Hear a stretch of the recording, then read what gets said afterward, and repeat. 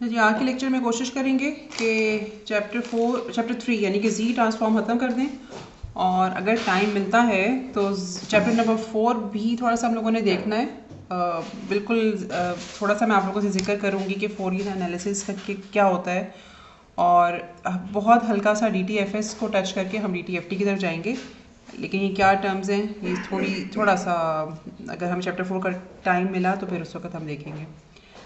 अच्छा, हम लोगों ने जी ट्रांसफॉर्म में जो लास्ट टाइम पढ़ा था वो ये था कि अगर हमारे पास ROC अवेलेबल है तो हम किस तरह से सिस्टम की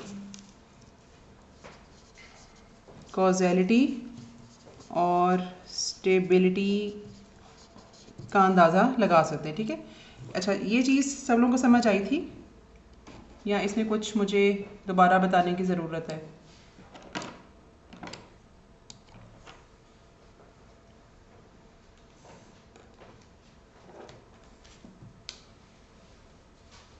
अच्छा, कोई जवाब नहीं आया, इसका मतलब है मैं अज्यूम करूँ कि ये दोनों चीज़ें आपको समझ आ गई थी।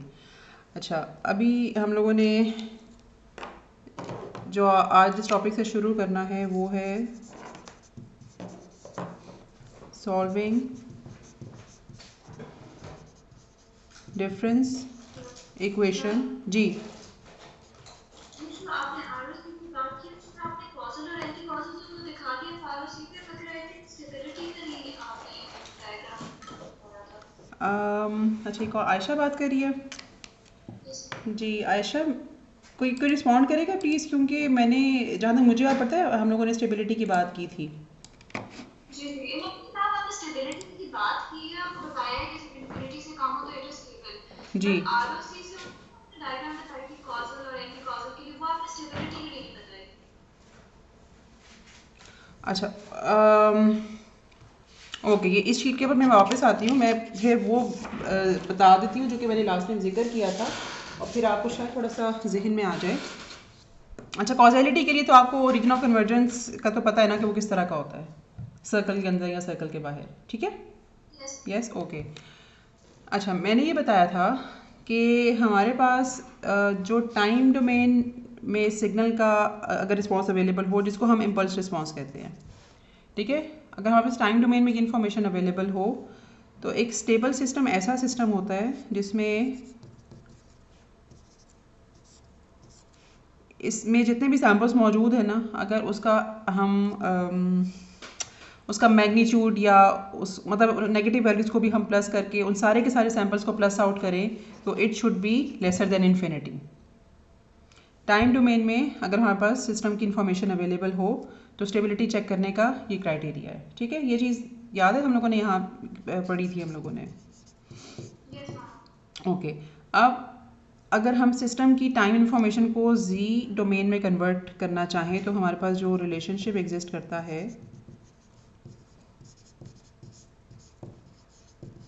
वो ये है। ठीक है, हम हमेशा अपने जी ट्रांसफॉर्म के साथ, जी ट्रांसफॉर्म का जो मैथमेटिकल एक्सप्रेशन है उसके साथ जी की सिर्फ वही वैल्यूज़ एसोसिएट या लिंक करते हैं जहाँ पे वो जो मैथमेटिकल एक्सप्रेशन होता है उसकी वैल्यू इन्फिनिट से कम हो।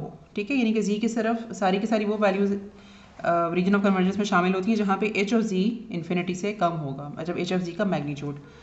अच्छा, अब अगर ट्राइंगल इनइक्वालिटी लगाएं तो इसको डिफ़ाइन किया जा सकता है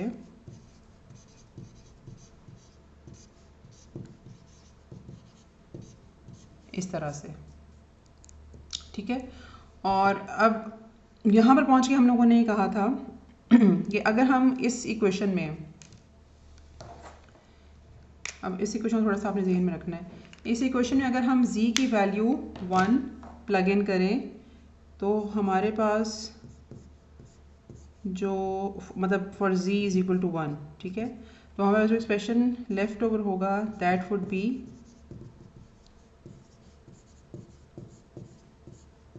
समथिंग लाइक दिस।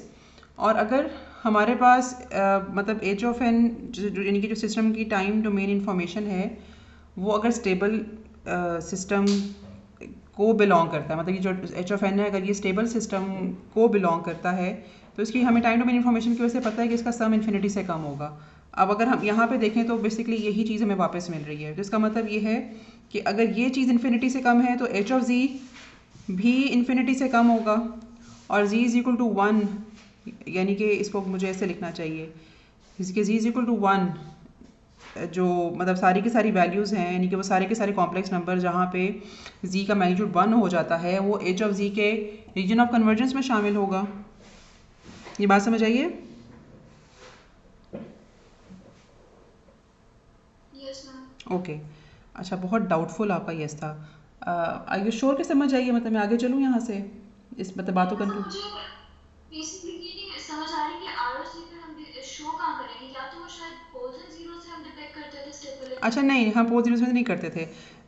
अगर आपको ये बात क्लियर हो गई है ना, तो मैं यहाँ मतलब इसी बात को अभी मैंने ख़त्म नहीं किया, मैं आगे यहाँ से चलूँगी, ठीक है? मतलब मैं सिर्फ मेरे सवाल पूछने का मकसद ये था कि अगर यहाँ तक समझ आ गई है तो फिर मैं यहाँ से आगे चलूँ, नहीं तो इसी बात को मैं दोबारा। ओके ओके, अच्छा, अब अगर हमारे पास एक अनस्टेबल सिस्टम है, फॉर एग्ज़ाम्पल मैंने लास्ट टाइम एग्ज़ाम्पल ली थी 2n u ऑफ n की, ठीक है? और मैंने ये बताया था कि अगर मैं इस तरह के सिस्टम का इम्पल्स रिस्पॉन्स के सारे सैम्पल्स सम करने की कोशिश करूं तो मुझे इन्फिनिटी मिलेगा, ठीक है ना? अच्छा, अब मैं जब एच ऑफ जी अप्लाई करती हूँ और मेरे पास यहाँ पे जो इक्वेशन है ट्रायंगल इनइक्वालिटी लगाने की वजह से, वो ये है, ठीक है?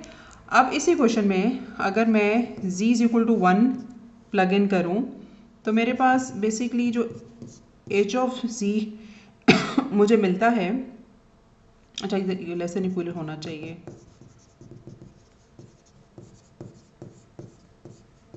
वो बेसिकली इन्फिनिट आएगा, ठीक है? इसका मतलब है मुझे ये पता है कि इस h ऑफ z के साथ इस एच ऑफ सी का जो रीजन ऑफ कन्वर्जेंस है उसमें z इज इक्वल टू 1 शामिल नहीं होगा, क्योंकि z इज इक्वल टू 1 रख देने से जो एच ऑफ z है वो इन्फिनिट हो जाता है, ठीक है ना? ये हमें देख के पता चल रहा है, ठीक है? यानी कि एक अनस्टेबल सिस्टम अगर हो तो उसके रीजन ऑफ कन्वर्जेंस में z इज इक्वल टू 1 शामिल नहीं होता। अब हमें रीजन ऑफ कन्वर्जेंस को देखकर कैसे पता चला कि सिस्टम स्टेबल है या नहीं, जो मतलब मेरा सवाल था कि हम रीजन ऑफ कन्वर्जेंस को देखकर स्टेबिलिटी का अंदाज़ा, मतलब कॉजलिटी का लगा सकते हैं, तो स्टेबिलिटी का कैसे लगा सकते हैं? वो कुछ इस तरह की है कि हमारे पास रीजन ऑफ कन्वर्जेंस की 3 पॉसिबिलिटीज़ हैं। एक तो एक सर्कुलर रीजन के बाहर के सारे पॉइंट्स हो सकते हैं, ठीक है? ये कौन सा सिस्टम होता है, कॉजल या एंटी कॉजल?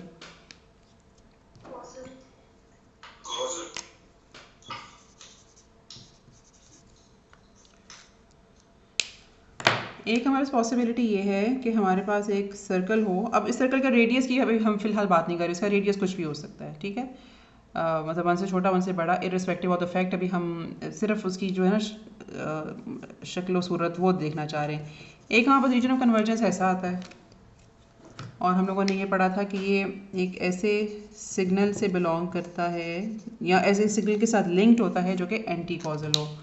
और हम लोगों ने एक एग्जांपल भी सॉल्व की थी क्लास में, जिसमें मैंने आपको ये बताया था कि उसमें आपके पास जो रीजन ऑफ कन्वर्जेंस आएगा वो रिंग शेप्ड आएगा, ठीक है? इस ring shaped region of convergence के साथ जो टाइम डोमेन सिग्नल एसोसिएटेड है उसे हम क्या कहेंगे?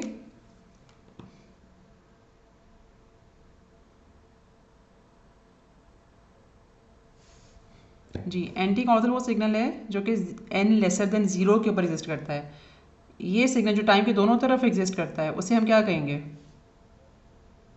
Non causal. Very good, non causal. अच्छा, अब देखो कि रीजन ऑफ कन्वर्जेंस हमारे पास ये 3 तरह के एग्जिस्ट करते हैं, ठीक है? एक यूनिट सर्कल के बाहर, सर्कल के अंदर, या फिर रिंग और डोनट शेप। अब इस रीजन ऑफ कन्वर्जेंस में अगर z is equal to 1 radius का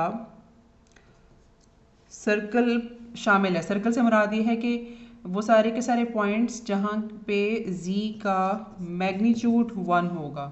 z के मैग्नीट्यूड का 1 का मतलब ये है कि ये पॉइंट -1 वाला पॉइंट, ये वाला पॉइंट जहाँ पे z की वैल्यू j होगी, और ये वाला पॉइंट जहाँ पे z की वैल्यू -j होगी, और इसके अलावा ये सारे के सारे पॉइंट के जिसमें मैं मतलब इस complex number x + y j को जब पोलर फॉर्म में कन्वर्ट करूँगी तो मुझे वहाँ पे जी का जो मतलब जो मैग्नीट्यूड है वो 1 मिलेगा।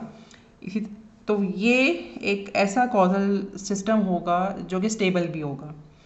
इसी तरह से ये एक एंटी कॉजल सिग्नल है। अगर इसके रीजन ऑफ कन्वर्जेंस में एक ऐसा वो सारे के सारे पॉइंट्स शामिल हैं, या अगर मैं सर्कल के टर्म्स में बात करूँ कि वो सर्कल शामिल है जहाँ पे जी की वैल्यू 1 है, मतलब फॉर एग्जांपल अगर ये जो आउटर सर्कल है ना, अगर इसका लेट सपोज के रेडियस 3 हो, ठीक है, जिसका मतलब ये है कि चूंकि ये सारे के सारे पॉइंट्स रीजन ऑफ कन्वर्जेंस में शामिल हैं तो उसमें वो सारे पॉइंट्स भी शामिल होंगे जहाँ पे जी का मैग्नीट्यूड 1 होगा। ठीक हो गया। तो ये एक ऐसा सिस्टम है जिसका रीजन ऑफ कन्वर्जेंस हमें ये बताता है कि वो सिस्टम स्टेबल होगा। और इसी तरह से अच्छा, अगर फॉर एग्जांपल ये 3 की जगह अगर इसका मैग्नीट्यूड लेट सपोज 1/2 होता रेडियस, ठीक है, तो जाहिर सी बात है कि मतलब 1 जो पॉइंट है वो तो उसके बाहर आएगा, तो ये एक अनस्टेबल सिस्टम या सिग्नल होगा। अच्छा, और इसी तरह से अगर हम इस रीजन ऑफ कन्वर्जेंस की बात करें और इसमें जो z=1 के पॉइंट्स हैं वो इसके अंदर मतलब शामिल हो, इस रीजन ऑफ कन्वर्जेंस का हिस्सा हों, तो ये नॉन कॉजल सिस्टम या सिग्नल स्टेबल होगा। ठीक हो गया। तो इसी तरह से हमें रीजन ऑफ कन्वर्जेंस को देख के पता चलता है कि सिग्नल या सिस्टम की स्टेबिलिटी एग्जिस्ट करती है या नहीं। ओके मैम जो इसमें फर्स्ट वाला कहते हैं, जी रिमशा, ये वाला जी मैम, अगर इसमें जो ये सर्कल है ये स्टार्टिंग 3 से हो रहा हो, मतलब 3 से इसका रेडियस जो है 3 एंड बियॉन्ड, उसके बाद क्या मतलब यस इसकी हम बात करें, ठीक है ना, नहीं तो ये अनस्टेबल हो जाएगा ना, क्योंकि फिर मैम, हमें मेरे पास टिश्यू पेपर, लेट मी सी, मतलब ये जो पॉइंट्स है सारे के सारे, ये जो मैंने मतलब ये सर्कल बनाया था, ये तो फिर इसके अंदर आ जाएगा, तो ये सिस्टम या सिग्नल जिसके साथ ये रीजन ऑफ कन्वर्जेंस लिंक्ड है वो अनस्टेबल होगा फिर। ओके अच्छा जी, और कोई इससे मुतालिक सवाल? आयशा, चूंकि ये सवाल आपने किया था, मैं स्पेसिफिकली आपसे पूछूंगी, आपको ये बात समझ आ गई है? Yes ma'am. ओके अच्छा, अब हम इस फिर टॉपिक को क्लोज करके आगे चलते हैं जहाँ से हम लोगों ने लेक्चर स्टार्ट किया था कि हमें रीजन ऑफ कन्वर्जेंस को देखकर ये पता चल सकता है या पता चल जाता है कि सिस्टम कॉजल है कि नहीं, सिस्टम स्टेबल है कि नहीं। और इसके बाद जो टॉपिक हम लोगों ने आज स्टार्ट करना है that is solving difference equation with transfer function. ठीक है, पहले हम लोगों ने डिफरेंस इक्वेशन को टाइम डोमेन अप्रोच में सॉल्व करना सीखा था। अच्छा, अब हम जो एग्जांपल अज्यूम कर रहे हैं वो मैं आपके सामने लिख रही हूँ।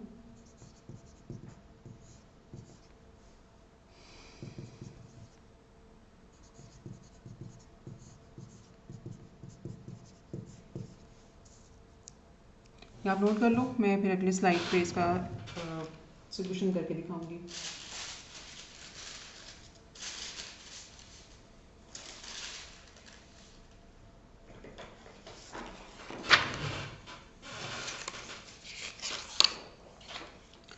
अच्छा, अब हमने करना ये है कि इक्वेशन के दोनों तरफ z ट्रांसफॉर्म अप्लाई करना है। ठीक है, तो जहाँ पर y ऑफ n लिखा था वहाँ पर हमारे पास ट्रांसफॉर्म y ऑफ z लिखा जाएगा। अच्छा, y ऑफ n माइनस 1 का ट्रांसफॉर्म हम क्या लिखेंगे?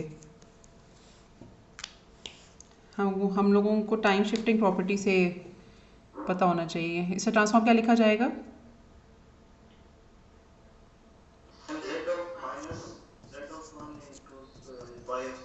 ठीक है, हम लोगों ने जब टाइम शिफ्टिंग प्रॉपर्टी पढ़ी थी ना, तो वहाँ पे हम लोगों ने ये देखा था कि जितनी ड्यूरेशन शिफ्ट की हो z की पावर में एक एक्सपोनेंशियल लिखा जाता है उस वैल्यू का, और वो ट्रांसफॉर्म के साथ मल्टीप्लाई हो जाता है। ठीक है, तो y of z is equal to z inverse, और साथ पहले 3/4 भी आएगा क्योंकि लीनियर ऑपरेटर है तो 3/4 इसके साथ मौजूद रहेगा।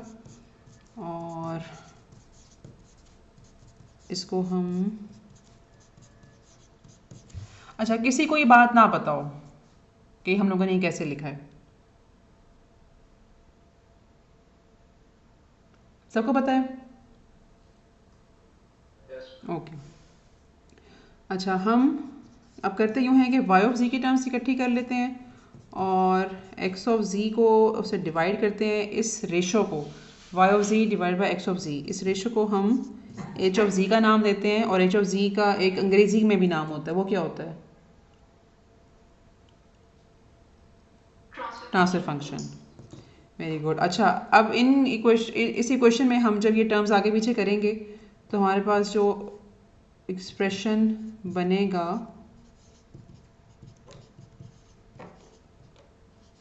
वो होगा कुछ इस तरह से, ठीक है। अच्छा, अब यहाँ से ऑनवर्ड्स हमारे पास अगर इनपुट की इन्फॉर्मेशन अवेलेबल है ना तो हम वाई ऑफ एन तक बड़े आराम से पहुँच सकते हैं।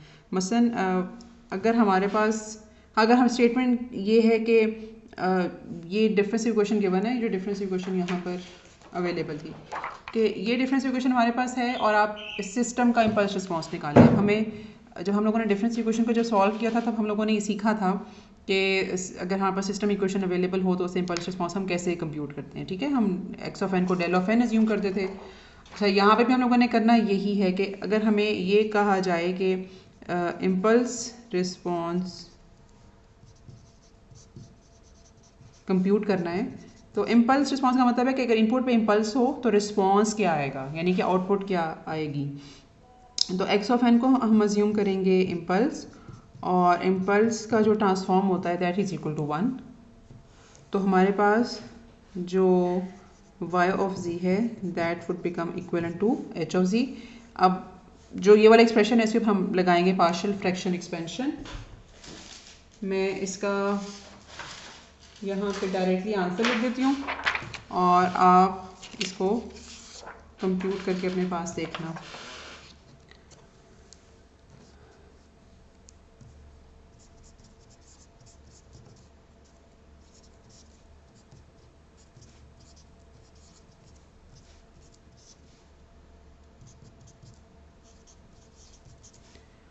और मैं इसको y ऑफ एन भी कह सकती हूँ और h ऑफ एन भी कह सकती हूँ, क्योंकि h ऑफ एन इसलिए उनके इनपुट पे इम्पल्स अप्लाई की थी, ठीक है। तो मेरे पास इम्पल्स रिस्पॉन्स आएगा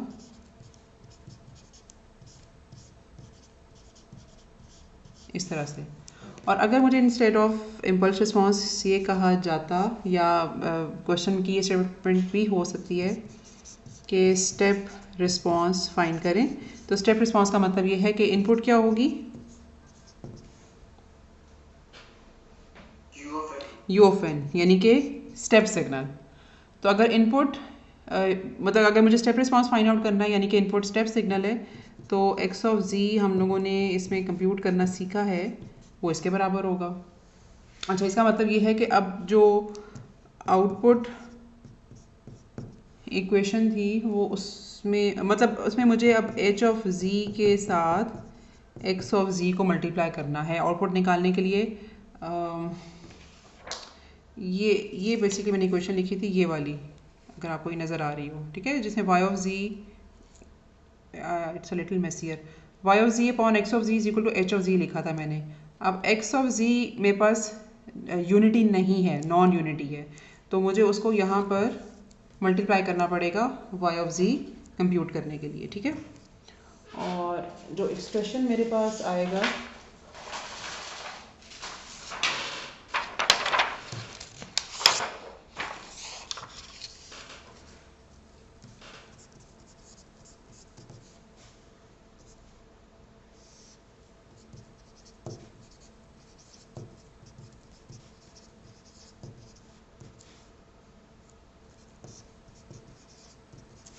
अच्छा, अब यहाँ से आगे हम जब पार्शियल फ्रैक्शन एक्सपेंशन अप्लाई करेंगे तो मैं यहाँ पे आउटपुट डायरेक्टली लिख रही हूँ, आप इसे कंप्यूट करके देखना।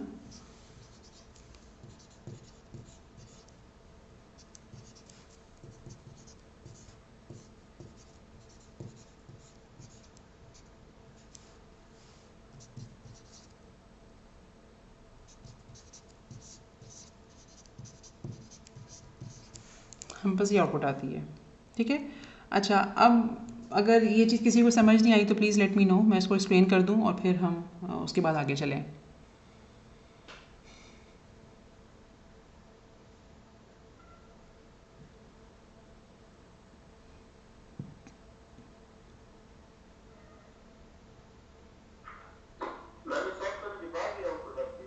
जी जीशान,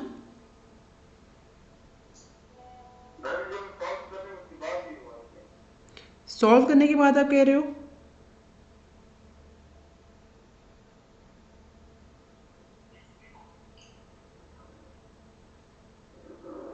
जी जो मुझे, हाँ जी, यहाँ से मतलब मैंने बीच में बहुत सारे स्टेप्स यहाँ पे स्किप किए हैं, ठीक है। इस एक्सप्रेशन के बाद पहले हम इसके ऊपर पार्शियल फ्रैक्शन एक्सपेंशन अप्लाई करेंगे, ठीक है। ये 3 टर्म्स में स्प्लिट हो जाएगा। जी दिशान बोलिए।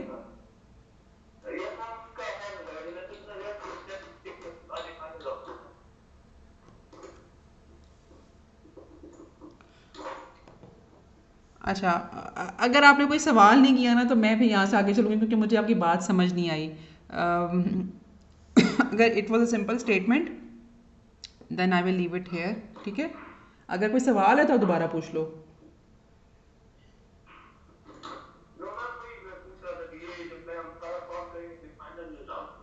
फाइनल आंसर ही होगा जी। जी जी रयान।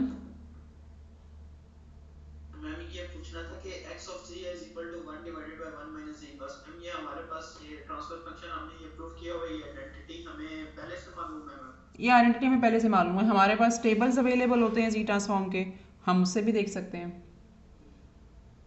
ठीक है मैम। ठीक है, यस मैम।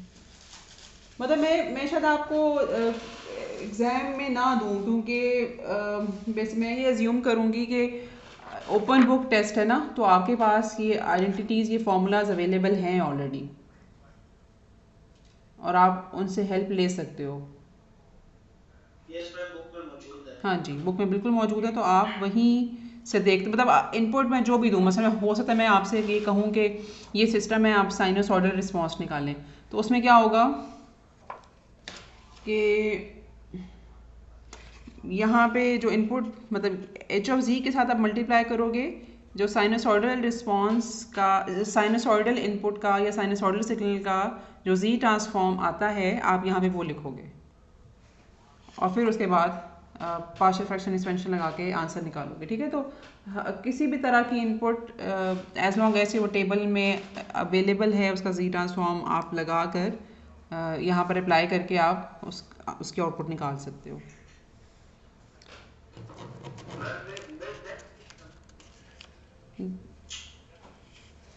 जी अब किसने पूछना है? मुझे दोनों रेयान और जिशान बोलते नजर आ रहे थे।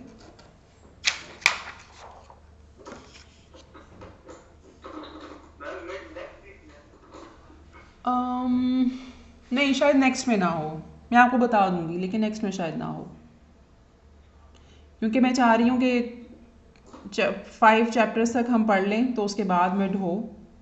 तो अभी तक तो हम 5 चैप्टर तक पहुँचे नहीं हैं, 5th चैप्टर तक पहुँचे नहीं हैं, तो हो सकता है कि नेक्स्ट वीक में मिड ना हो।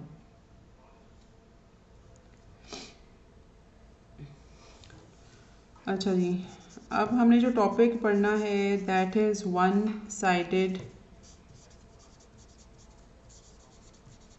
जी ट्रांसफॉर्म। पहले हम ज़रा वन साइडेड और जो अभी तक हम लोग पढ़ रहे थे, जो अभी तक हम लोगों ने पढ़ा है ना, उसको हम टू साइडेड या फिर बायलेटरल जी ट्रांसफॉर्म कहते हैं, ठीक है। टू साइडेड या बायलेटरल जी ट्रांसफॉर्म का जो रिलेशनशिप है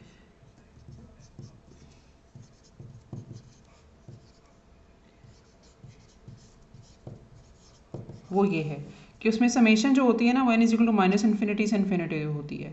अगर हम इसके बरक्स वन साइडेड जी ट्रांसफॉर्म का एक्सप्रेशन देखें तो okay, let me write it hair.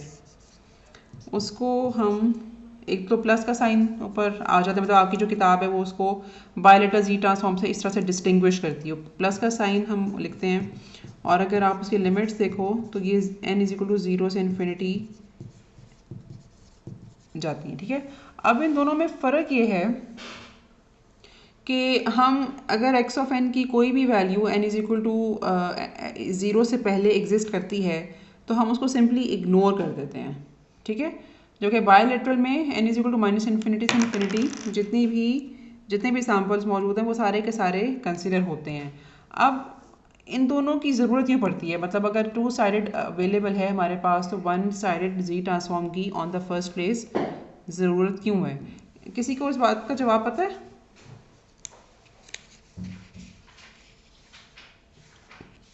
मतलब सवाल मेरा ये है कि बजाय इसके कि मतलब हम लोग वन साइडेड ट्रांसफॉर्म के साथ में आपको सवाल सॉल्व करना सिखाऊं, पहले तो हमें ज़रा ये पता करने की ज़रूरत है ना कि वन साइडेड जी ट्रांसफॉर्म की हमें ज़रूरत है क्यों। किसी को इस बात का जवाब पता है?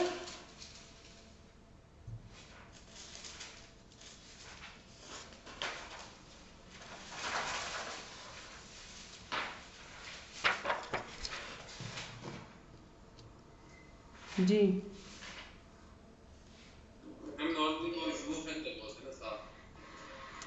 दोबारा बोलिए कमीर हमजा। मैं कह रहा था कि वो नॉर्मली क्वेश्चन में यू ऑफ एन आया होता है ना, तो इस वजह से हम फिर समीशन जो है वो जीरो से लेते हैं। अच्छा, अगर मैं कहूँ कि ऐसी बात नहीं है तो फिर या ये argument, this is not the only argument. U of n जो है ना, अच्छा चलो मैं इसका भी जवाब देती हूँ, मुझे याद कराना अगर मैंने इसका जवाब नहीं दिया तो। हाँ जी बोलिए।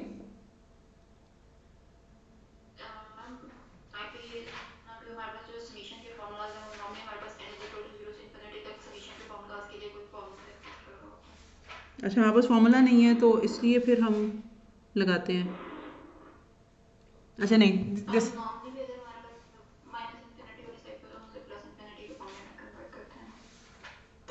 हाँ, इसका मतलब ये है कि अगर हमारे पास माइनस इन्फिनिटी से फॉर्मूला शुरू हो रहा हो तो हमारा मैथ्स या मैथ्स की नॉलेज जो हमारे पास अवेलेबल है वो हमें हिंडर तो नहीं करती ना, वो हमें फिर भी अलाउ तो करती है उसका आंसर फाइंड आउट करना। तो ऐसा तो नहीं है कि चूंकि हमारे मैथ्स में ये वीकनेस है कि वो हमें माइनस इन्फिनिटी से इन्फिनिटी तक सम होने वाला मतलब समेशन का चूंकि कोई फॉर्मूला अवेलेबल नहीं है तो इसलिए हम वन साइडेड ट्रांसफॉर्म की तरफ जाते हैं। This is not the case, मतलब कॉन्सेप्चुअली ये जवाब नहीं है। अच्छा अब आप लोगों ने थोड़ा सा समझने की कोशिश करनी कि इसका इस बात का मतलब क्या है। ये हमारे पास टाइम स्केल है n के लिए, ये है माइनस इन्फिनिटी, ये है ज़ीरो और ये है इन्फिनिटी, ठीक है। अगर हम ऐसे सिस्टम्स की बात कर रहे हैं जो कि माइनस इन्फिनिटी से जिनकी ऑब्जर्वेशन शुरू हुई हो या उन्होंने जो अपने प्रोसेसिंग है वो n is equal to minus infinity से स्टार्ट की हो, तो ऐसे सिस्टम्स के ऊपर जो ट्रांसफॉर्म लगता है that is to sided transform. अच्छा अब u ऑफ n एक ऐसे u ऑफ n के ऊपर अगर हम टू साइडेड ट्रांसफॉर्म अप्लाई करें, अच्छा हम सब आपने बात गौर से सुननी है।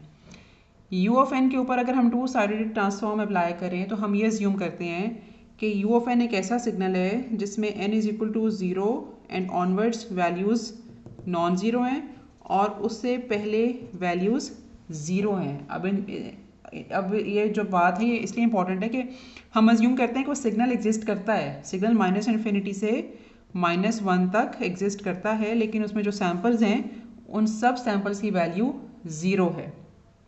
अच्छा उसके बरक्स अगर इस टाइम एक्सिस मैंने जो ड्रॉ किया है उसमें कोई सिस्टम जैसे उसकी ऑब्जर्वेशन अगर हम शुरू करें n is equal to zero पे, ठीक है, n is equal to zero, generally हम वो सैम्पल टाइम लेते हैं जहाँ पे हम लोगों ने फॉर एग्जांपल स्टार्ट का बटन प्रेस कर दिया, हम उसको usually n is equal to zero का नाम देते हैं, ठीक है। जब हमारी ऑब्जर्वेशन शुरू होती है n is equal to zero पे तो वहाँ पे जो ट्रांसफॉर्म अप्लाई होता है that is one sided transform. अच्छा ये जो है ना, ये जो मैंने प्लॉट किया है that is u of n in to sided transform, ठीक है। अच्छा अब वन साइडेड ट्रांसफॉर्म में हम जब u ऑफ n को अज्यूम करते हैं ना तो वहाँ पे n is equal to zero के ऊपर, अब मुझे थोड़ा सा आप लोग यहाँ पे देखना, n is equal to zero से ऑनवर्ड्स तो इसका सैम्पल मतलब इनकी वैल्यूज़ वन हो जाती है ना, और n लेसर देन ज़ीरो पे ये सिंपली एग्जिस्ट नहीं करता, ठीक है। इन दोनों बातों में अब फ़र्क है। टू साइडेड ट्रांसफॉर्म में हम u ऑफ n के जो लेसर देन ज़ीरो सैम्पल्स हैं उनको ज़ीरो अज्यूम करते हैं, वन साइडेड ट्रांसफॉर्म में हम ये कहते हैं कि u of n lesser than zero पे एग्जिस्ट नहीं करता। तो वैल्यू ज़ीरो वैल्यू होने में और नॉन एग्जिस्टेंट होने में डिफरेंस होता है। तो हम जब किसी भी इनपुट को ज़ीरो के ऊपर अप्लाई करें तो हम उस सिस्टम के ऊपर वन साइडेड जी ट्रांसफॉर्म लगाते हैं, और अगर हम किसी सिस्टम को बहुत देर से ऑब्जर्व कर रहे हो सच दैट के हम उसको minus infinity and onwards observe कर रहे हो, या वो सिस्टम माइनस इन्फिनिटी पे स्टार्ट हुआ हो और वो सिंपली चले जा रहा हो, उसके ऊपर हम टू साइडेड ट्रांसफॉर्म अप्लाई करते हैं।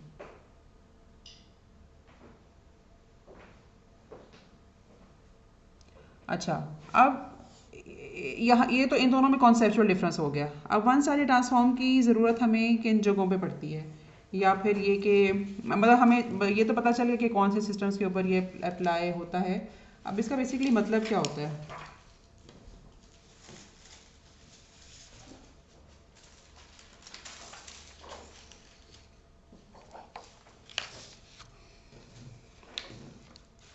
अगर हमारे पास कोई इनपुट डिफाइंड है इस तरह से, अच्छा मैं अगर यहाँ पे एरो लगाऊँ या ना लगाऊँ इससे फ़र्क नहीं पड़ता, क्योंकि एरो ना लगाने की सूरत में ये अज्यूम किया जाएगा कि जो ये वाला सैंपल है, पहला सैंपल, वो n=0 पे है। इसके ऊपर अगर वन साइडेड ट्रांसफॉर्म अप्लाई किया जाए तो ये मुझे रिटर्न में देगा, अच्छा आप अज्यूम करो कि इसके ऊपर अगर मैं टू साइडेड ट्रांसफॉर्म लगाऊँ ना तभी मुझे ये मिलेगा, ठीक है। तो वो सारे के सारे, वो जब u ऑफ n की हम बात करते हैं ना, तो उसका वन साइडेड और टू साइडेड ट्रांसफॉर्म इसलिए एक ही आता है बिकॉज वो n=0 से पहले इत्तफाकिया तौर पे ज़ीरो है, ठीक है। चूँकि ये सिग्नल भी ज़ीरो से पहले एग्जिस्ट नहीं करता, तो इसके ऊपर वन साइडेड ट्रांसफॉर्म लगा के तो मुझे ये मिल गया, लेकिन अगर मैं इसके ऊपर टू साइडेड ट्रांसफॉर्म लगा दी तब भी मुझे यही मिलता। लेकिन अगर मेरा जो सिग्नल है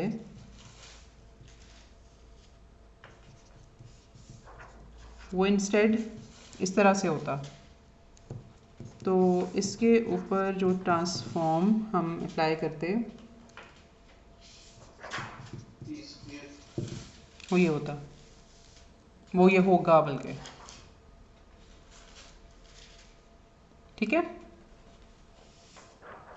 हम लेसर देन ज़ीरो पे जो वैल्यूज़ हैं उनको सिंपली इग्नोर कर देते हैं।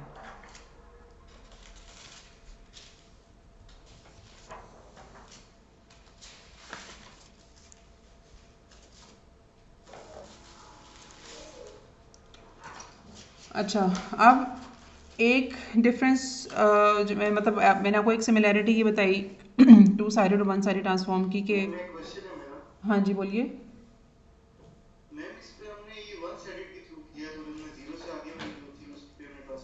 ठीक है,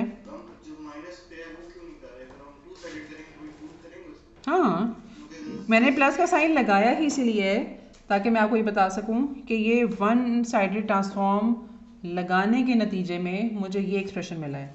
अगर मैं इसके ऊपर टू साइडेड ट्रांसफॉर्म लगाऊं, अच्छा मुझे आप बताओ बल्कि कि टू साइडेड ट्रांसफॉर्म लगा के क्या मिलेगा इसके ऊपर?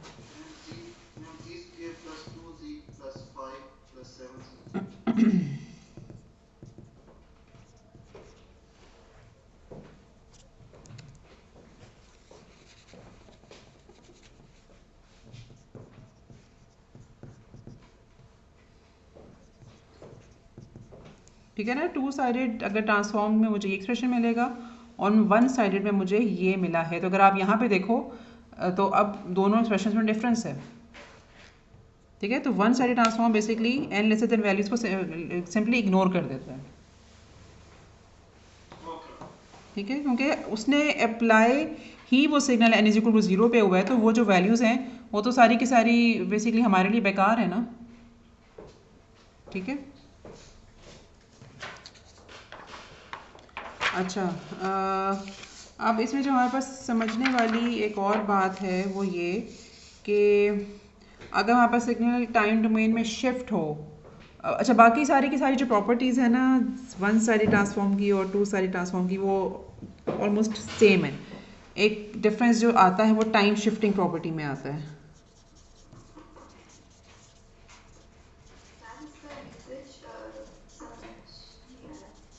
यूजेज समझ नहीं आया, अच्छा अच्छा ओके, मैं ये चीज़ बता दूं फिर मैं आपको ये चीज़ एक्सप्लेन करती हूँ, ठीक है, कि हम यूज़ क्यों करते हैं, कि मतलब हमें कहाँ पे ज़रूरत पड़ती है।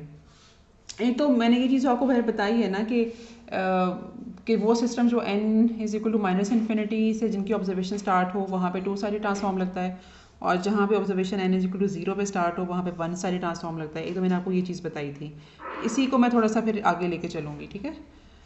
अच्छा, अब टाइम शिफ्टिंग प्रॉपर्टी जो है ना, वहाँ पर वन साइडेड और टू साइडेड दोनों ट्रांसफॉर्म्स का आंसर डिफरेंट आता है। हम लोगों ने ये चीज़ सीखी थी कि अगर हमारे पास एक टाइम शिफ्टेड सिग्नल है तो इसका जो टू साइडेड ट्रांसफॉर्म है that would be equivalent to this mathematical expression. अच्छा, लेकिन अगर हमारे पास टाइम शिफ्टिंग एग्जिस्ट कर रही है वन साइडेड ट्रांसफॉर्म में, तो यहाँ पर हमारे पास अब क्या हुआ है कि देखो टाइम में शिफ्ट डाल देने से, यानी कि के सैम्पल्स का डिले डाल देने से बेसिकली वो जो के सैम्पल्स पहले नेगेटिव साइड पे एग्जिस्ट कर रहे थे वो पॉजिटिव साइड पे आ गए हैं। यस,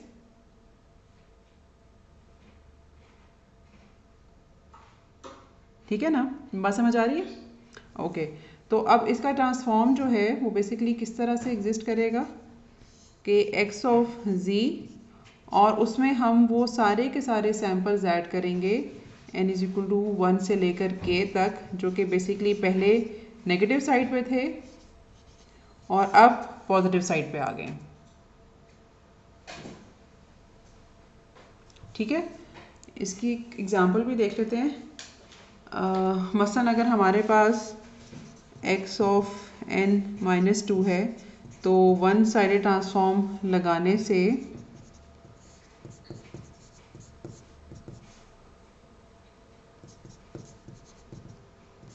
ये n इज इक्वल टू 1 से लेकर 2 तक x ऑफ माइनस n, और यहाँ पर आ गया मेरे पास z raise to power n।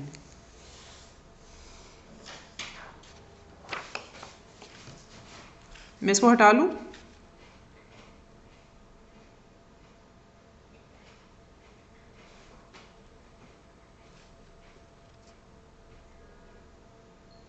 एक मिनट।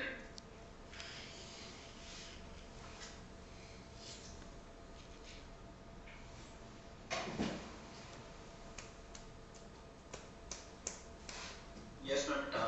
Thank you.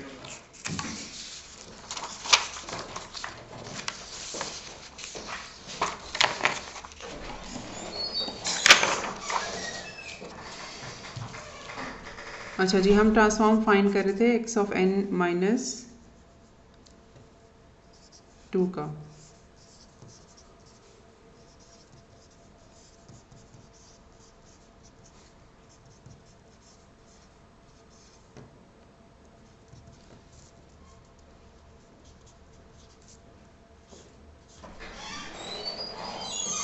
ठीक है, और ये भी किसके इक्विवेलेंट हो जाएगा?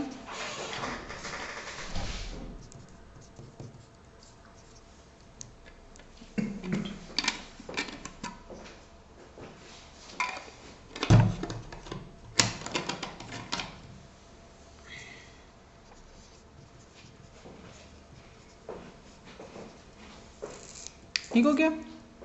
तो x ऑफ n मतलब n माइनस 2, या अगर हम डिलेड सिग्नल की बात करें तो उसके लिए वन साइडेड ट्रांसफॉर्म और टू साइडेड ट्रांसफॉर्म्स दोनों में डिफरेंस होता है।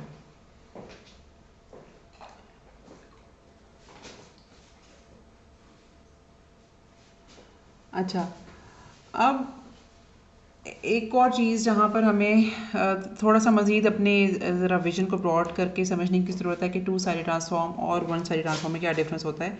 जनरली टू साइडेड ट्रांसफॉर्म जिसके बारे में मैंने आपसे कहा कि वो हम करते हैं या उसमें इनपुट अप्लाई होती है n is equal to minus infinity पे, या फिर उसको हम ऑब्ज़र्व करना शुरू करते हैं n is equal to minus infinity पे, और हम ये अज्यूम करते हैं कि system was already at rest. ठीक है, और हम जब बात करते हैं वन साइडेड ट्रांसफॉर्म की तो वो हम n इज़ इक्वल टू 0 पे जनरली इनपुट को अप्लाई करते हैं, या हम उस पॉइंट एंड ऑनवर्ड, उस टाइम इंस्टेंट एंड ऑनवर्ड से आउटपुट ऑब्जर्व करना शुरू करते हैं। और यहाँ पे सिस्टम की हम पुरानी मेमोरी भी कंसिडर, अगर सिस्टम में मतलब n लेसर देन 0 में कोई ऑलरेडी कोई स्टोर्ड डेटा या कोई स्टोर्ड वैल्यूज़ मौजूद थी तो हम उनको भी कंसिडर कर सकते हैं। अच्छा, एक सवाल प्रॉब्ली बुशरा ने पूछा था कि समझ एग्जैक्टली नहीं आया। अच्छा, जो अब बुशरा, लेट्स सपोज कि मेरे पास अगर ये एक डिफरेंस इक्वेशन है,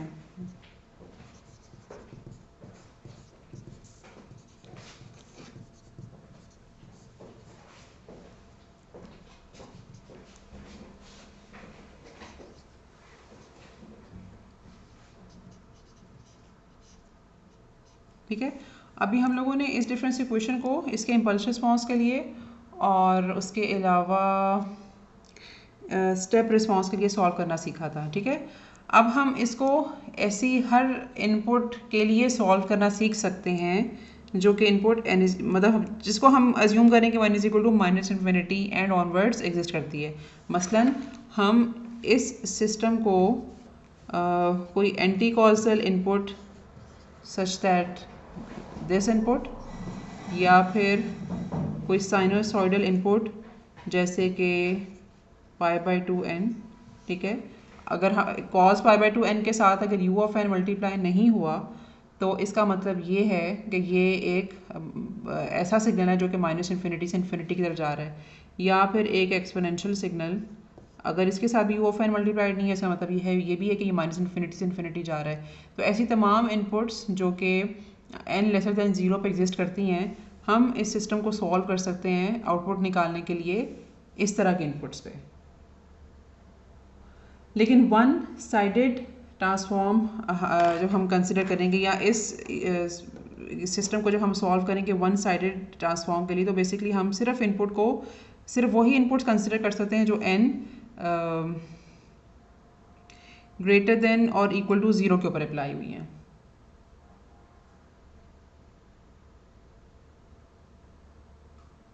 ठीक है। अच्छा, और जनरली हम जब जैसे कि मैंने आपको बताया कि अच्छा, अब आपको होगी कि हमारे पास ये लिबर्टी तो है क्योंकि हम इसमें इसके ऊपर भी हम जब unit step for example apply तो कर सकते हैं। तो मैंने आपको उसकी एक डिफरेंस ये बताया था जी, बल्कि हमजा, क्या आपको याद है कि अगर हम जैसे ये एक ऐसा सिस्टम है जिसके ऊपर जो n is equal to minus infinity से इन्फिनिटी एग्जिस्ट करता है मसलन, ठीक है। अब अगर हम इसके ऊपर यूनिट स्टेप अप्लाई करते हैं तो वो क्या एजम्पशन होगी, मतलब ये जो सिस्टम है ये यूनिट स्टेप को कैसे कंसिडर करेगा?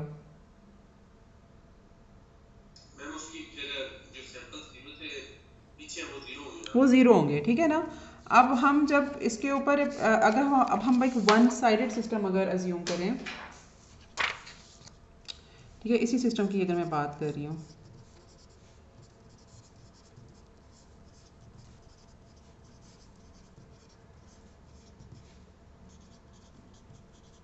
ठीक है। एक तो इसके साथ ये एक नेसेसरी कंडीशन ज़रूर लिखी जाती है कि n इज़ ग्रेटर देन और इक्वल टू 0, ठीक है, यानी कि इनपुट अप्लाई ही n ग्रेटर देन और इक्वल टू 0 के ऊपर होगी। अब जबकि सिस्टम जबकि इनपुट है वो उससे पहले एग्जिस्ट ही नहीं करती, वो नॉन एग्जिस्टेंट है, तो इनपुट तो वहीं जहाँ से यानी कि अप्लाई होना शुरू हुई है वो वहीं से ऑनवर्ड्स आउटपुट देगी।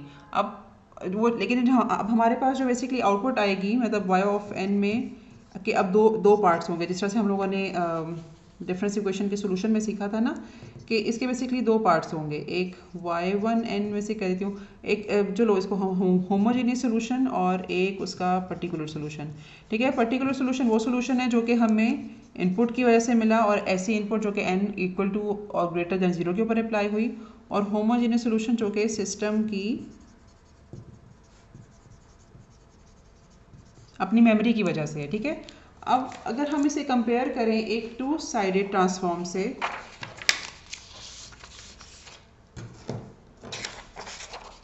ठीक है, तो एक टू साइडेड ये जो मैंने जी इक्वेशन लिखी है जिसको मैंने माइनस इन्फिनिटी से लिखा है, अब टू साइडेड ट्रांसफॉर्म में तो मेमोरी का कोई कॉन्सेप्ट ही नहीं होता ना, क्योंकि शुरू से उसके ऊपर इनपुट अप्लाइड होती है और उसमें अगर कोई ट्रांजिएंट्स हैं भी तो वो भी डाई डाउन हो जाते हैं, और हम जिस टाइम के जिस भी इंस्टेंट पे आउटपुट कंप्यूट करें तो हमें आउटपुट हमेशा इनपुट की वजह से मिलती है, ठीक है।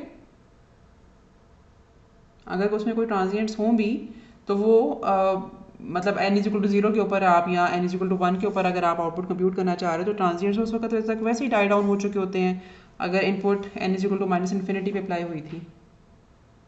तो इस तरह के सिस्टम्स में मतलब हम जब टू साइड ट्रांसफॉर्म लेते हैं तो सिस्टम की मेमोरी का कोई इतना अमल दखल नहीं होता, लेकिन वो जो कॉन्सेप्ट है ना कि सिस्टम की मेमोरी की वजह से आउटपुट का आना प्लस इनपुट की वजह से आउटपुट का आना जो हम लोगों ने डिफरेंस इक्वेशन में सॉल्व करना सीखा था वो वन साइडेड ट्रांसफॉर्म में पॉसिबल है इस चीज़ को केटर करना।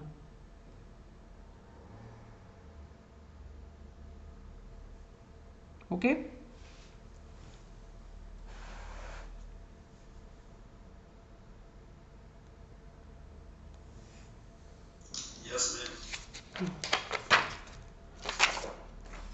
अच्छा जी, मसलन अगर हमारे पास मैं अब एक एग्ज़ाम्पल के थ्रू आपको बताती हूँ।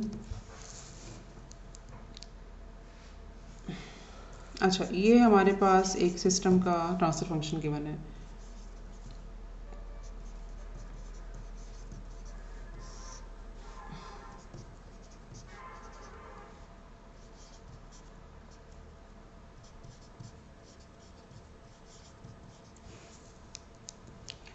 और हमें ये कहा ये क्या है कि हम लोगों ने डिटरमिन करनी है, इसका डिटरमिन करना है इसका स्टेप रिस्पांस, ठीक है, सच दैट कि इसमें जो है ना हमारे पास वो इनिशियल कंडीशंस हमारे पास अवेलेबल हैं या हमें मतलब गिवन है, ठीक है, ये इनिशियल कंडीशंस हमें गिवन है और हम लोगों ने इस सिस्टम का स्टेप रिस्पांस कंप्यूट करना है। अच्छा, अब पहले तो हम ज़रा इस सिस्टम का जो ट्रांसफर फंक्शन अवेलेबल है ना, पहले तो हम इस क्रॉस मल्टीप्लाई करके इसकी डिफरेंस इक्वेशन तक पहुंचेंगे और डिफरेंस इक्वेशन जो है ना वो कुछ इस तरह की इसकी बनेगी।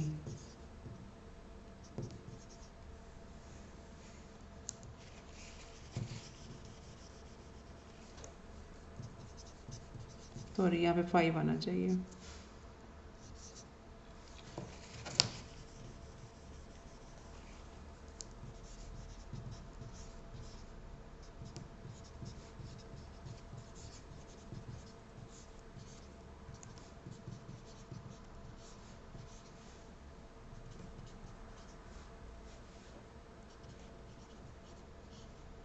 x ऑफ n माइनस 2, ठीक है, मैंने इस h ऑफ z को देखते हुए क्रॉस मल्टीप्लाई किया न्यूमरेटर और डिनोमिनेटर को दोनों तरफ और मेरे पास ये डिफरेंस इक्वेशन आ गई। अच्छा, अब मेरे पास चूँकि इनिशियल कंडीशंस गिवन है तो मैं इसके ऊपर अब one sided z transform apply करूँगी, ठीक है। तो one sided z transform apply करने से क्या होगा कि y ऑफ n का जो ट्रांसफॉर्म है वो तो y ऑफ z बन जाएगा, जो y ऑफ n माइनस 1 का ट्रांसफॉर्म है मैं यहाँ पे थोड़ी डिटेल से लिख देती हूँ और ताकि फिर आपको कम से कम एक सवाल जो है वो सॉल्व करना आ जाए।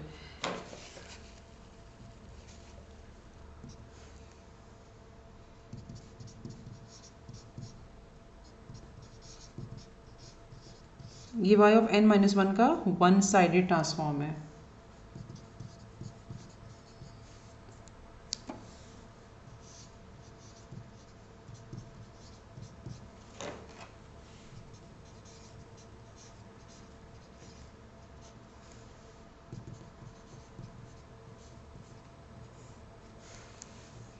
ठीक है, अभी ये जो हम लोगों ने नीचे टर्म में लिखी है ये सिर्फ ये जो इक्वेशन की लेफ्ट हैंड साइड है उसको उसका जी ट्रांसफॉर्म लिखा है, अभी हम लोगों ने राइट साइड का जी ट्रांसफॉर्म लिखना है।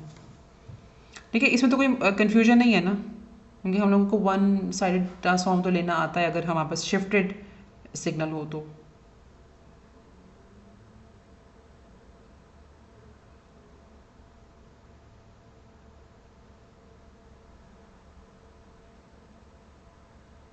ओके, उठा दो इस स्लाइड को।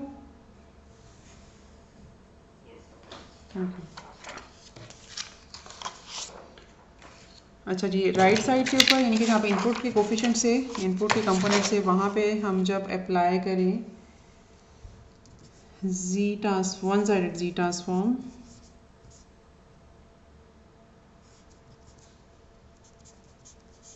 तो ये x ऑफ n माइनस 1 के ऊपर अप्लाई किया तो वहाँ बस ये आया x of n minus two के ऊपर अप्लाई करके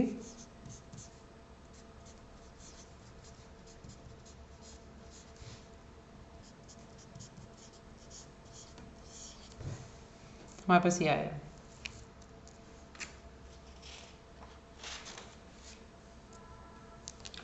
अच्छा, और y ऑफ, अब हम जहाँ जहाँ हमारे पास x of -1, x of -2, y of -1, y of -2 ये सारी टर्म्स आ रही हैं, अब हम इनमें वैल्यूज़ प्लग इन करेंगे और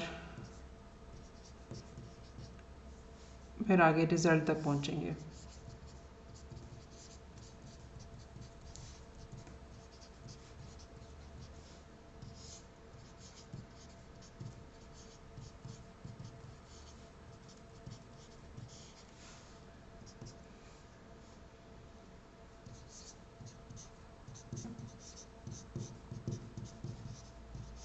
ठीक है, क्योंकि हम बात कर रहे हैं यूनिट स्टेप की, तो जो हमारे पास ये टर्म्स हैं, ये वाली या फिर ये वाली, ये टर्म्स जो हैं वो ज़ीरो हो जाएंगी।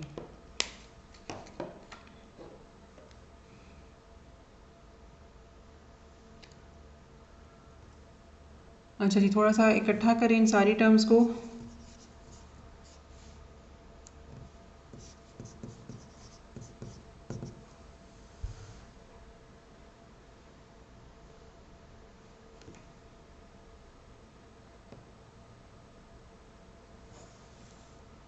कि मेरे पास यहाँ पे ये शामिल है कि नहीं शामिल, एक minute.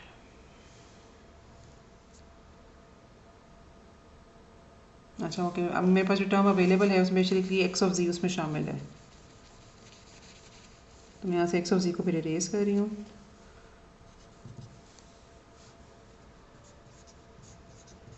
by 25 z inverse plus 21 by 50 z minus 2 plus 11 by 25।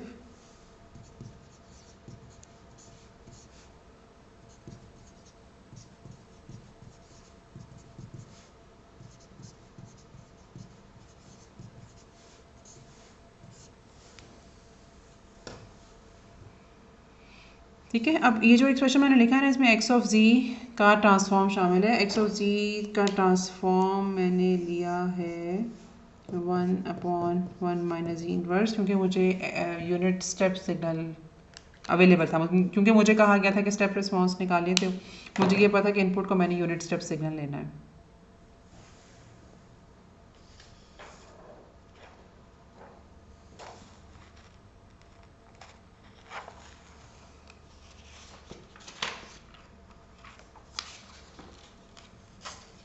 और इसको मैं इसको उठा लूँ।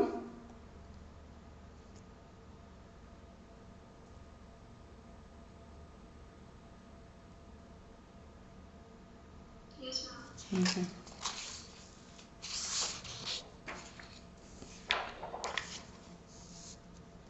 अच्छा जी, और अगर हम इसको सॉल्व करें फर्दर,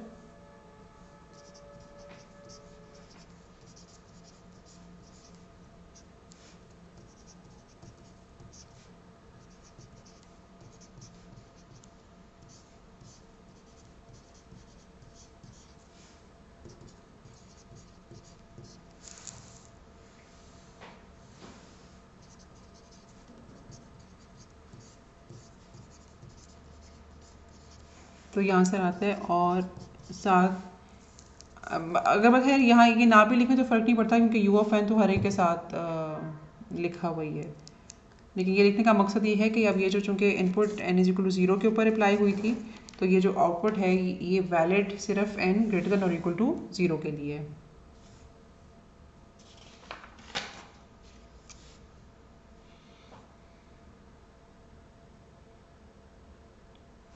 अच्छा, एक सवाल मुझे किसी ने पूछा था कैलकुलेटर रूट्स कंप्यूटेशन के बारे में, यहाँ पर भी वो स्टूडेंट अवेलेबल है?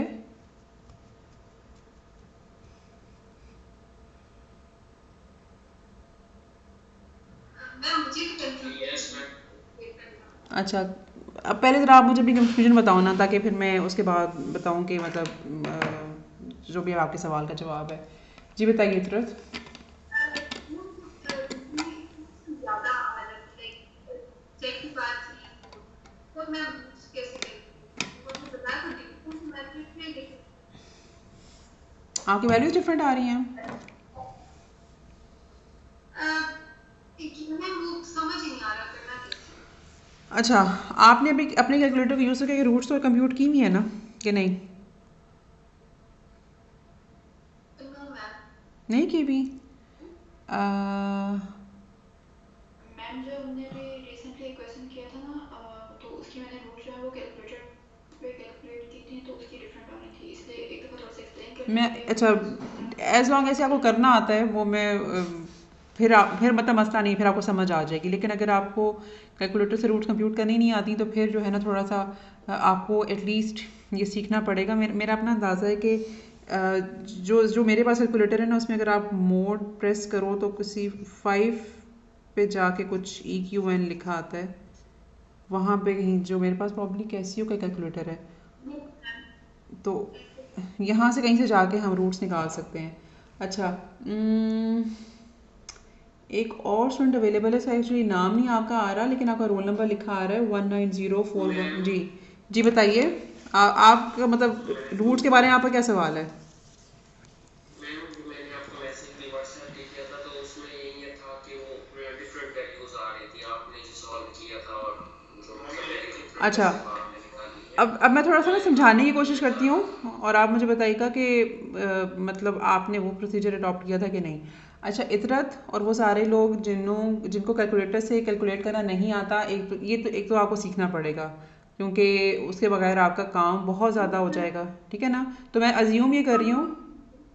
what to press करके 90 20 अच्छा, उसमें फिर ये हो सकता है इतरत कि आप मेरे साथ ना मतलब लेटर सम टाइम बेशक व्हाट्सएप की कॉल वीडियो कॉल कर लो और वहाँ से मैं आपको डायरेक्ट कर दूँ। एक ये चीज़ हो सकती है। दूसरा एक आसान तरीका तो ये है कि आप इंटरनेट पे सर्च कर लो, जो भी आपको आसान लगे आप कर सकती हो, ठीक है?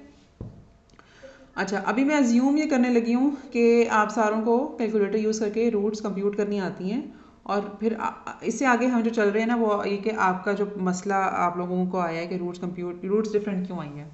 अच्छा, अब आप सारों को ना क्वाड्रेटिक इक्वेशन सॉल्व करनी आती है। क्वाड्रेटिक इक्वेशन ये होती है, यस? मतलब चलो इसको मैं इसको ओके, इसको ज़ीरो ही रखते हैं। अच्छा, और अगर जाहिर सी बात है कि अगर हम इसका वो बढ़ा देंगे डिग्री, मतलब x2 की बजाय 3 पे जाएंगे तो यहाँ पे प्लस CX प्लस D आ जाएगा। अच्छा, जब आप कैलकुलेटर में एंट्री करते हो ना तो आप कैलकुलेटर ये ज्यूम करता है कि उसको जो आपने A, B और C दिए हैं वो इस फॉर्म में दिए हैं, मतलब कि आपकी इक्वेशन इस फॉर्म में एक्सप्रेस्ड है और आप इसको इस फॉर्म में रखते हुए ABC कैलकुलेटर में एंटर कर रहे हो। अच्छा, अब हमारे केस में ये होता है, मैं इसको इरेज करने लगी हूँ, ठीक है? कि हमारे केस में ये होता है कि हमारी जो इक्वेशन है, मैं इसको चलो A0 कह देती हूँ, plus A1 Z inverse plus A2 कुछ मैं इस तरह से कह देती हूँ, ठीक है? अच्छा, अब रिमशा आपने शायद ट्राई किया था कैलकुलेटर से कैलकुलेट करना, यस? यस मैम, मैंने ओके, पहले इसको फैक्टराइजेशन के थ्रू किया था लेकिन उससे नहीं हो रहा था, फिर मैंने कैलकुलेटर के थ्रू किया था। तो ठीक है, मैंने कैलकुलेटर में जिस तरह किया था, जैसे यहाँ पे z inverse z raise to power -2 का जो वेरिएबल है वो मैंने फर्स्ट वेरिएबल अज्यूम किया था। Okay, which is correct. आपने मतलब इसको जो आपने कैलकुलेटर में एंटर किया था that was like this, exactly मैंने उसको इस ऑर्डर में एंटर किया ठीक था। है? अच्छा, रिजवान आपको यहाँ पे 190411, यस मैम। ठीक है जी। आपने रिजवान कैसे एंटर किया था? मैम मैम वैसे तो दोनों तरीकों से किया है, उसको भी मतलब जिस तरह पहले आपने लिखा उस तरह भी किया और इस तरह जिस तरह अभी ये बात हो रही है इसी तरह भी किया, लेकिन दोनों से वो डिफरेंटली नहीं, हो अच्छा गया वैसे है। तो मतलब देखो ना, तरीका एक ही ठीक है। एक ही तरीका पॉसिबल हो ठीक सकता है। है। अगर आप इस तरह से एंटर करो ना जैसे ये लिखा हुआ है मेरे पास A2 A1 और A0, तब आपको जो रूट्स मिलते हैं ना वो (0) माइनस इनवर्स के मिलते हैं, (0) माइनस 1 के मिलते हैं, ठीक है। ठीक है और अगर आप इसी इक्वेशन में जो अगर अपना एंट्री का ऑर्डर ये रखोगे ये वाला, तो ये अब आपको जो रूट्स मिलेंगे ना वो जी के मिलेंगे। तो ये बहुत ज़रूरी है, ये बहुत ज़रूरी है कि आपकी जो एंट्री है ना, ज़ाहिर सी बात है कि आपकी जो वेरिएबल्स की एंट्री है वो आपके रूट्स को डिटरमिन करेगी। तो आपने इस चीज़ का खास ख्याल रखना है कि एंट्री आपकी क्या होगी। मतलब मैंने कम से कम जो अच्छा मतलब अगर ये चीज़ आपको समझ आ गई है तो अच्छा रिमशा या जिसके पास अभी कैलकुलेटर हो वो मुझे प्लीज़ बताए। प्ले स्टोर पे क्या एप्लीकेशन है मैम, कैलकुलेटर है साइंटिफिक मैम, उसमें आप बेशक एक्स-रे स्क्वायर 5 तक पॉलिनोमियल सॉल्व कर सकते हैं। अच्छा ओके ओके, अच्छा ठीक है। मैं चूँकि शायद कैसे थे ओल्ड स्कूल, तो मैं जी क्यूब से ऑनवर्ड्स सवाल इसलिए नहीं देती क्योंकि वो फिर कैलकुलेटर से सॉल्वेबल नहीं रहते। लेकिन यस, अब हमारे पास स्मार्टफोन्स हैं, अब हम ये लिबर्टी उठा सकते हैं। अच्छा रिमशा का सवाल ये है कि अगर अगर तो आपके पास एक कैलकुलेटर होना तो अच्छी बात है। मैंने जो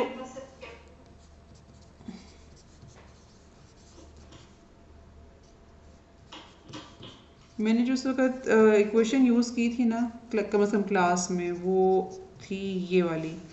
तो मैं जो से कोफिशिएंट सेंटर करना चाहूँगी वो ये होंगे।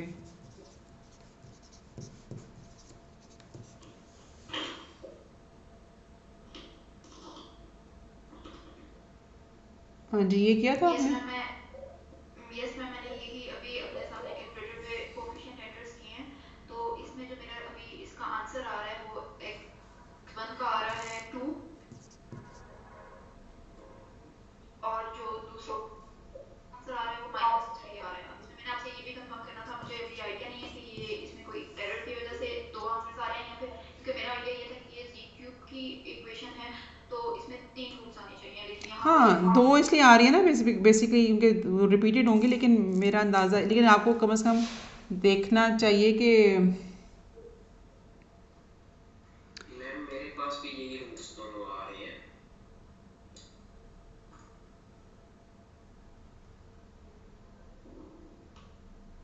अच्छा ओके, ये आपके पास अच्छा अच्छा जी इनवर्स की ये वैल्यूज़ हैं।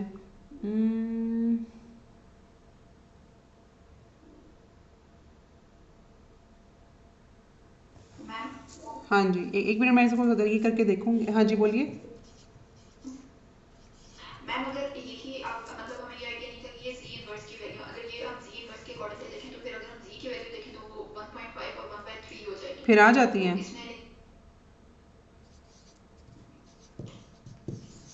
हाँ ठीक है ना, मतलब आगे बस ये जो वैल्यूज़ आई हैं ये जी इनवर्स की आई हैं ना, तो यहाँ से आप जी की वैल्यू से फिर निकाल सकते हो ना। यस मैम, और मैम अगर यहाँ पे हम इसको मतलब जी प्लस नंबर की फॉर्म में लिखेंगे तो यहाँ पे जो इसका साइन है, जैसे अभी इसका साइन जो है वो 2 आ रहा है लेट्स से, ठीक है। और मैं इसको एक्सप्रेशन की फॉर्म में लिखूँ, मतलब मैं इसको z प्लस, तो वो मैं फिर z माइनस। अच्छा, आपके पास जो जेनेरिक एक्सप्रेशन होता है ना वो होता है, अगर मतलब अगर ज़ीरो है तो z1 लिखेंगे, पोल है तो p1 लिखेंगे, वो ये होता है। ठीक है, तो अगर मेरे जी इनवर्स की वैल्यू 2 आई, अच्छा मैं इसको पहले तो इरेज कर दूँ ताकि यहाँ पर थोड़ी सी जगह बने। यहाँ पे अगर मेरे पास जी इनवर्स की वैल्यू 2 आई है तो इसका मतलब है कि जी की वैल्यू 0.5 होगी। तो अगर मैंने इस एक्सप्रेशन में इसको प्लग इन करना है तो ये हो जाएगा 0.5 फॉर जी इनवर्स। ठीक है। Yes ma'am. अच्छा रिजवाना, कोई बात समझ आई है? Yes ma'am. अच्छा, अब जहाँ पे आपके पास जी इनवर्स -3 आ रहा था, वहाँ पे अब जो जी है वो -1/3 आ जाएगा ना। और चूंकि यहाँ पे जो अगर आप जनरल एक्सप्रेशन देखो तो वो माइनस के साथ होता है, तो फिर आपका 1 + 1/3 हो जाएगा। यस मैम, फिर अगर इस तरह करें तो फिर वो हमारी वैल्यू सेम आ रही है उसकी। नहीं, इस तरह करें नहीं, करना इसी तरह करना है, तरीका ये वाला ठीक है। Yes ma'am. लेकिन ठीक है मैम जो आपने ये जी रिजवान। मैम मतलब ये दो रूट्स ही आएंगे ना, नहीं नहीं, दो तीन के रूट्स ही दो आएंगे रूट ना। नहीं है।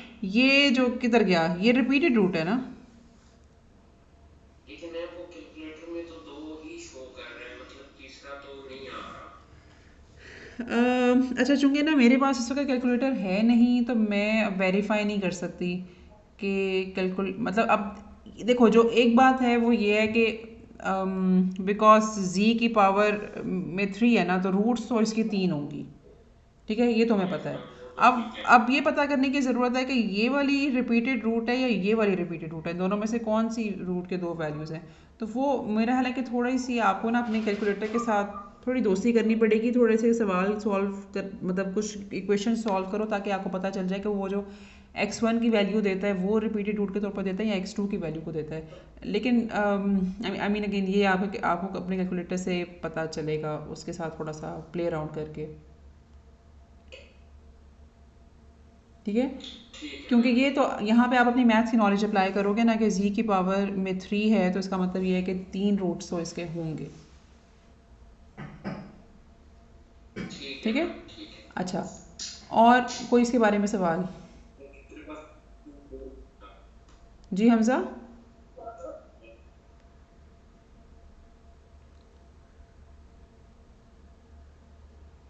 अच्छा, अगर किसी का कोई सवाल नहीं तो यहाँ से आगे चले।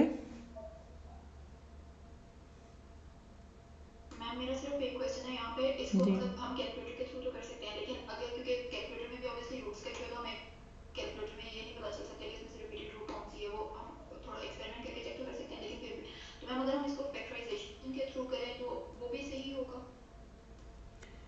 फैक्टराइजेशन मुझे, अच्छा ओके, मैंने पढ़नी बहुत ही पहले पढ़ी थी। फैक्टराइजेशन ये होती है कि जहाँ पर हम इसको सम्स में स्प्लिट करते हैं और या प्रोडक्ट्स में स्प्लिट करते हैं, क्या वो तरीका है यस फैक्टराइजेशन? मैम। अच्छा यस मैम। अच्छा, एज लॉन्ग एज कि आपका आंसर आ रहा है ना, तो आप मेथड कोई भी अप्लाई करते हो उससे फ़र्क नहीं पड़ता। ठीक है, मेरा अपना ख्याल ये है कि कैलकुलेटर का इस्तेमाल अगर आप करोगे तो आपका काम थोड़ा जल्दी हो जाएगा। लेकिन अगर आप फैक्टराइजेशन से कंफर्टेबल हो, तो इसका मतलब ये नहीं है कि वो एक गलत तरीका है रूट्स फाइंड आउट करने का। ठीक है मैम। ठीक है, अच्छा जी। अभी अगर तो होपफुली सारे लोग मौजूद हैं यहाँ पर, तो एक तो मैं आपको इंशाल्लाह आज या कल मैं एक असाइनमेंट पोस्ट कर दूँगी जिसकी नेक्स्ट वीक कोई सबमिशन डेट होगी, और दूसरा नेक्स्ट वीक आपका जो है ना जी ट्रांसफॉर्म के चैप्टर का क्विज़ होगा। लेकिन क्विज़ आपका होगा थर्सडे को, क्योंकि आप क्लास में बहुत देर लगाते हो और फिर हम आधा पौना घंटा हर क्लास में नहीं यूटिलाइज़ कर सकते क्विज़ के लिए। तो टेंटेटिवली मैं सोच रही हूँ कि थर्सडे को क्विज़ हम 6 बजे कर लें। ठीक है, नेक्स्ट। Excuse me ma'am. जी, मैम क्योंकि वो हमारी 6 बजे तो क्लास होती है, अगर आप आगे पीछे कर लें 6 से 7:30 तक। आपकी 6 से 7:30 क्लास है। थर्सडे के दिन काम नहीं होते हैं। थर्सडे के दिन क्या नहीं होता? मैनेजर तक है क्लास। क्लास वेडनेसडे तक है, यस। लेकिन हर क्लास में अगर हम 40 मिनट्स क्विज़ के लिए रखेंगे ना, मतलब क्योंकि मैंने आगे 7 क्विज़ेस लेने नो हैं। मैम मैं ये नहीं कह रहा, मैं सिर्फ कह रहा हूँ कि थर्सडे को मतलब पॉसिबल है 6 बजे। हाँ, वो वही मैं आपको इसलिए बता रही थी ना कि आपके लिए प्रॉब्ली पॉसिबल होगा, लेकिन रिजवान के लिए पॉसिबल नहीं है। रिजवान 7:30 से 9 o'clock तक आपकी क्लास होती है क्या थर्सडे को? No ma'am. अच्छा, मैं ग्रुप पे एक मैसेज कर दूंगी आज कि जो आपका क्विज़ है वो 7:30 पे होगा। लेकिन अगर किसी को ये मसला हो तो प्लीज़ आपने मुझे टाइमली मैसेज करके बताना है। थर्सडे मॉर्निंग में अगर आप मुझे मैसेज करके ये कहोगे कि हम क्लास की वजह से बिज़ी हैं और क्विज़ नहीं दे सकते, तो फिर मेरे लिए मुश्किल हो जाएगा। ठीक है, तो टेंटेटिवली जो आप जहन में रखो वो थर्सडे 7:30 रखो। जी बुशरा। मैम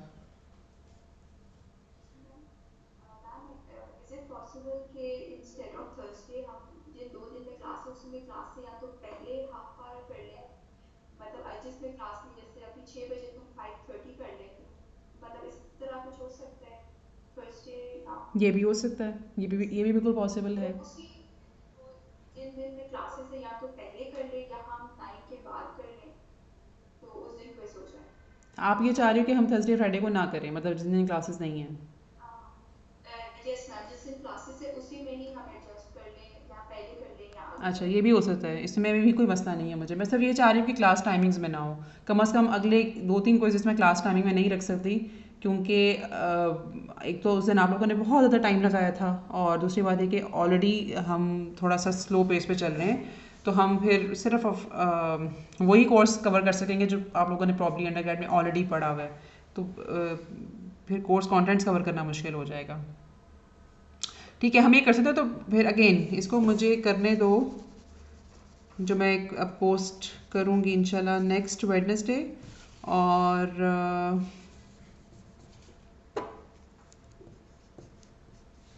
5:30, ठीक है, ये मैं अब इंशाल्लाह पोस्ट करूँगी। और अगर इसमें कोई अवेलेबल नहीं हुआ, क्या कर दूँ? नमाज का टाइम दे दें हम थोड़ा 5:15 दे दूँ? अच्छा, आपने 45 मिनट लेने हैं आपने क्विज़ के लिए? अच्छा अच्छा, एक बात और एक बात और कि अब क्विज़ में अगर चलो 5:15 पे भी शुरू करूँ तो सबमिशन टाइम तो उसका है 6 o'clock होगा, आपकी क्लास शुरू होने से पहले क्विज़ का टाइम ख़त्म करना है। तो आप अगर किसी वजह से 6 o'clock तक टीम्स पे सबमिशन नहीं कर पाते, तो आपकी जो ईमेल या व्हाट्सएप है ना, वो मुझे 6 o'clock तक पहुंच जाना चाहिए। आप मज़ीद 20 मिनट लगा के मुझे फिर उसके बाद ईमेल भेजते हो। तो पहले तो क्विज़ में कम से कम 7-8 लोगों ने मुझे 20-20 मिनट के बाद ईमेल भेजी हुई है, ठीक है। This want be acceptable next time. अगर इंटरनेट का मसला है, टीम्स काम नहीं कर रहा, कई दफ़ा ऐसा हो जाता है कि टीम्स बिल्कुल लास्ट मोमेंट पे बहुत ज़्यादा प्रोसेसिंग की वजह से स्टक हो जाता है, तो उसका मतलब ये नहीं है कि आप 20 मिनट और इंतज़ार करो फिर मुझे ईमेल भेजो। ईमेल और व्हाट्सएप तो फ़ौरन चले जाते हैं। तो जो कुछ आप लोगों ने करना कराना था वो पहले क्विज़ में कर लिया, अब इससे ऑनवर्ड्स इस तरह से आप लोगों ने नहीं करना, ठीक है।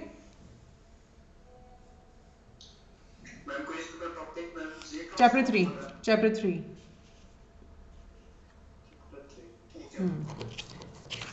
अच्छा, बस अब थोड़ा सा हम रैप अप करते हैं। कल के लेक्चर से पहले कल चैप्टर 4 स्टार्ट करेंगे और कोशिश करेंगे कि कल ही उसको हम ख़त्म भी कर दें। मुझे अब आप लोगों से जो कुछ सवालों के जवाब चाहिए वो ये हैं कि फोरियर एनालिसिस क्या होता है।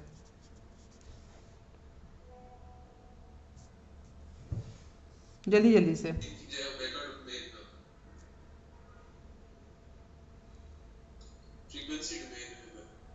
हम सिग्नल को, अगर हमारे पास टाइम डोमेन में सिग्नल है तो हम उसको फ्रीक्वेंसी डोमेन में कन्वर्ट करना सीखते हैं, या अगर हमारे पास फ्रीक्वेंसी डोमेन में सिग्नल है तो हम उसको टाइम डोमेन में कन्वर्ट करना सीखते हैं, ठीक है। फोरियर एनालिसिस सिंपली यही डेफिनेशन है कि टाइम डोमेन से फ्रीक्वेंसी डोमेन या फ्रीक्वेंसी डोमेन से टाइम डोमेन। उसमें हमारे पास अब अगर सिग्नल टाइम डोमेन का सिग्नल पीरियोडिक हो तो हम उसके ऊपर जो फोरियर टेक्निक लगाते हैं that is called Fourier series.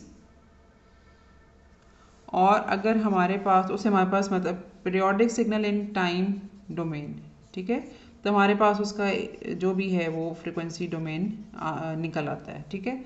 और अगर हमारे पास टाइम डोमेन का सिग्नल ए पीरियोडिक है तो उसके ऊपर जो टेक्निक अप्लाई होती है फोरियर की, उसको फोरियर ट्रांसफॉर्म कहते हैं, ठीक है। तो Fourier analysis simply time domain से फ्रीक्वेंसी डोमेन में जाना या फ्रीक्वेंसी डोमेन से टाइम डोमेन में आना है। अगर हमारे पास टाइम डोमेन का सिग्नल पीरियोडिक हो तो फोरियर एनालिसिस की जो टेक्निक उसके ऊपर अप्लाई होती है that is called Fourier series. और अगर टाइम डोमेन का सिग्नल ए पीरियोडिक हो तो फोरियर एनालिसिस की जो टेक्निक उसके ऊपर अप्लाई होती है that is called Fourier transform, ठीक है। अच्छा, अब उसके बाद एक चीज़ और ये है कि आप टाइम डोमेन का जो पीरियोडिक सिग्नल है दैट कैन बी डिस्क्रीट और कंटिन्यूस, ठीक है।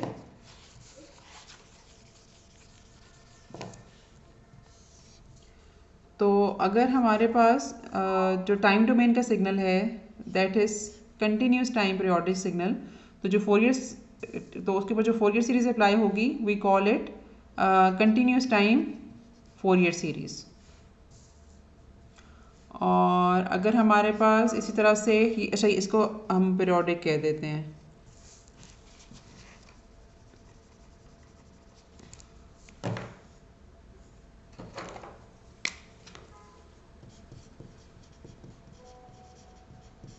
ठीक है, टाइम डोमेन। अब हम लोगों ने मतलब पीरियोडिसिटी और ए पीरियोडिसिटी के बाद एक और कैरेक्टरिस्टिक्स इसकी डिस्कस कर रहे हैं।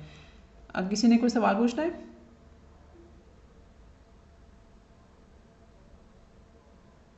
ओके अच्छा, अगर पीरियोडिक सिग्नल कंटिन्यूस टाइम है या मतलब एनालॉग सिग्नल है तो उसके ऊपर जो फोरियर सीरीज अप्लाई होगी उसे कंटिन्यूस टाइम फोरियर सीरीज कहेंगे। इसी तरह से अगर हमारे पास जो कंटिन्यूस टाइम सिग्नल है if that is a periodic तो उसको हम कंटिन्यूस टाइम फोरियर ट्रांसफॉर्म कहेंगे।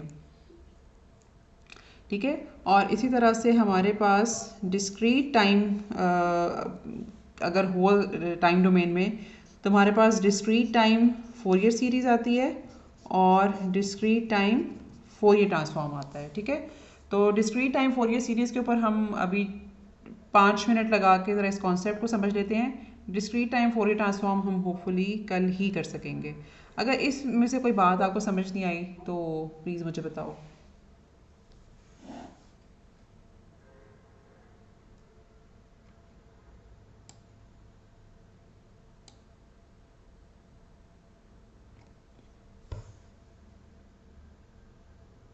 ओके, जवाब नहीं आया इसका मतलब ये है कि ये चीज़ आपको समझ आ गई है।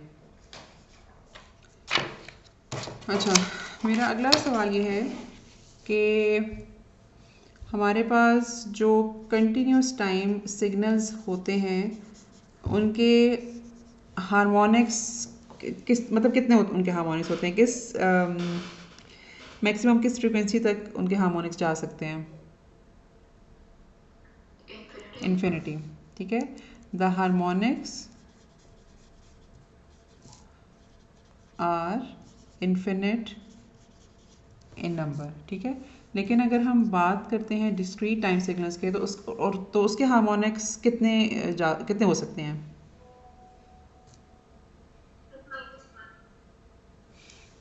n-1 या फिर अगर हम फंडामेंटल फ्रीक्वेंसी को शामिल करें तो वही से कि टोटल n हार्मोनिक्स हो सकते हैं। ठीक है, अब अगर आपको थोड़ी सी अपनी अंडरग्रेड की नॉलेज से याद हो, क्योंकि हम लोगों ने फोरियर सीरीज़ हम कई सब्जेक्ट्स में निकालना सीखते हैं, मसलन हम मैथ्स में निकालते हैं, हम सिग्नल सिस्टम्स में भी इस्तेमाल करते हैं। तो अगर आपको याद हो तो हमारे पास अगर कोई भी पीरियोडिक सिग्नल जैसे होता था, लेट्स सपोज के एक स्क्वायर वेव, तो अगर हम उसके ऊपर फोरियर सीरीज़ अप्लाई करते थे तो एक हमारे पास डीसी कंपोनेंट निकलता था, एक हमारे पास निकलता था an जो कि बेसिकली कोसाइन वेव्स का मल्टीप्लाइंग फैक्टर होता था, और एक हमारे पास निकलता था bn जो कि साइन वेव्स का मल्टीप्लाइंग कोफिशिएंट होता था। ठीक है, तो अगर हमारे पास टाइम डोमेन में एक पीरियोडिक सिग्नल हो और उसके ऊपर अगर हम फोरियर सीरीज अप्लाई करें, मतलब कंटिन्यूस टाइम पीरियोडिक सिग्नल की बात मैं कर रही हूँ, उसके ऊपर हम फोरियर सीरीज अप्लाई करें तो हमारे पास एक डीसी कंपोनेंट निकल सकता है, मतलब इससे बारी हर जीरो भी हो सकती है। उसके अलावा इनफिनिट नंबर में साइन और कोसाइन वेव्स होती हैं जो कि मिलजुल के वो सिग्नल बनाती हैं। ठीक है, मतलब ये सिग्नल बनाने में बेसिकली इनफिनिट फ्रीक्वेंसी कंपोनेंट्स इस्तेमाल होते हैं, और मतलब वो जो इन्फिनिट फ्रीक्वेंसी कंपोनेंट्स हैं वो बेसिकली फंडामेंटल फ्रीक्वेंसी के सारे हार्मोनिक्स ही होते हैं। ठीक है, और वो इन्फिनिट हार्मोनिक्स होने की ये वजह है कि कंटिन्यूस टाइम सिग्नल्स में वैसे भी हार्मोनिक्स इन्फिनिटी तक जा सकते हैं। लेकिन अगर हमारे पास एक डिस्क्रीट टाइम सिग्नल है जो कि विच इज़ पीरियोडिक, मसलन इस तरह का सिग्नल, ठीक है, दिस सिग्नल इज़ पीरियोडिक, और अगर हम इसके ऊपर फोरियर सीरीज अप्लाई करें, ठीक है, ये हम लोगों ने फोरियर सीरीज अप्लाई की और हमें ये रिजल्ट मिला। अगर हम इसके ऊपर फोरियर सीरीज अप्लाई करें तो टोटल कितने फ्रीक्वेंसी कंपोनेंट्स होंगे जो कि मिलजुल के ये सिग्नल बना रहे होंगे?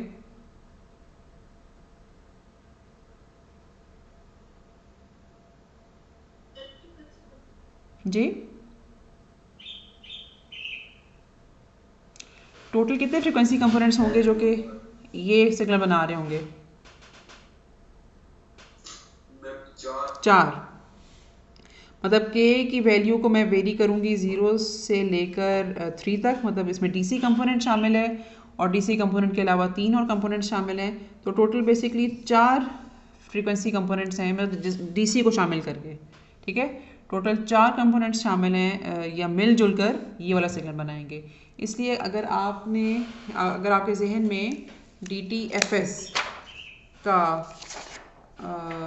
मैथमेटिकल रिलेशनशिप आपके जहन में हो तो वो कुछ इस तरह से निकलता है। ये CM बेसिकली या सी के हमसे कहते हैं कि जो फ्रीक्वेंसी कंपोनेंट है उसका मैग्नीट्यूड कितना है। वो मैग्नीट्यूड कंप्यूट करने के लिए हम जो रिलेशनशिप इस्तेमाल करते हैं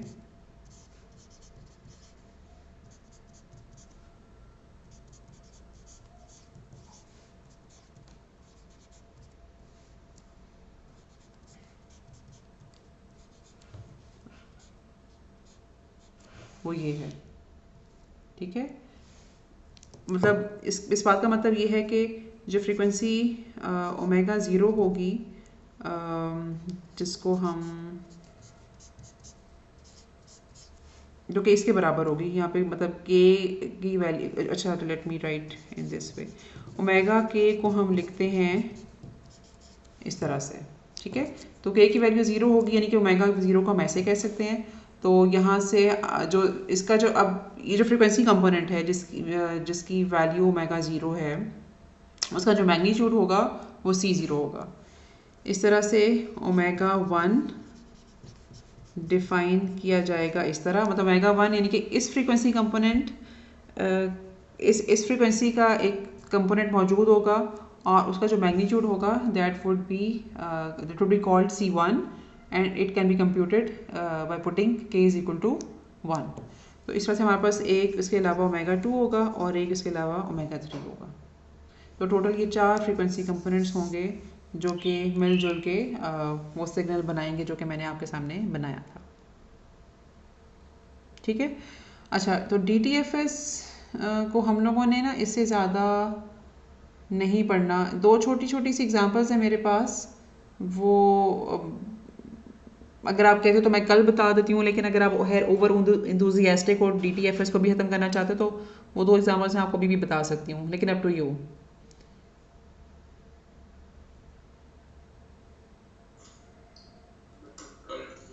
कल ठीक है, थक गए हो।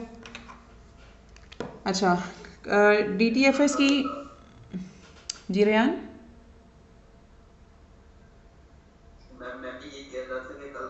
कल बता दूँ, ओके। तो बस कल हम इंशाल्लाह जो है ना वो DTFS की 2 एग्जांपल्स करेंगे।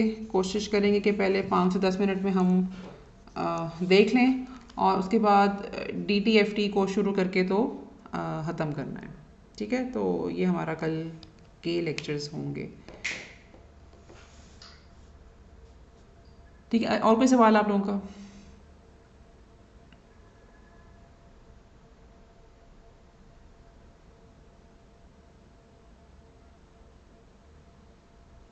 जी, कोई सवाल है? चलें फिर आज की मीटिंग हम यहाँ पे ख़त्म करते हैं। जी इंशाल्लाह इंशाल्लाह। ऐसे सवाल पूछा किसने है? सॉरी, ये कहा किसने है लेक्चर अपलोड करने के बारे में?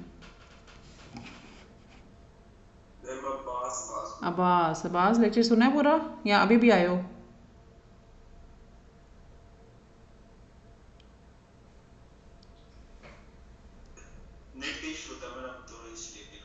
ठीक, चलो ठीक है, फिर अब इंशाल्लाह हम कल मुलाकात करते हैं। लेक्चर में इंशाल्लाह अपलोड कर देती हूँ।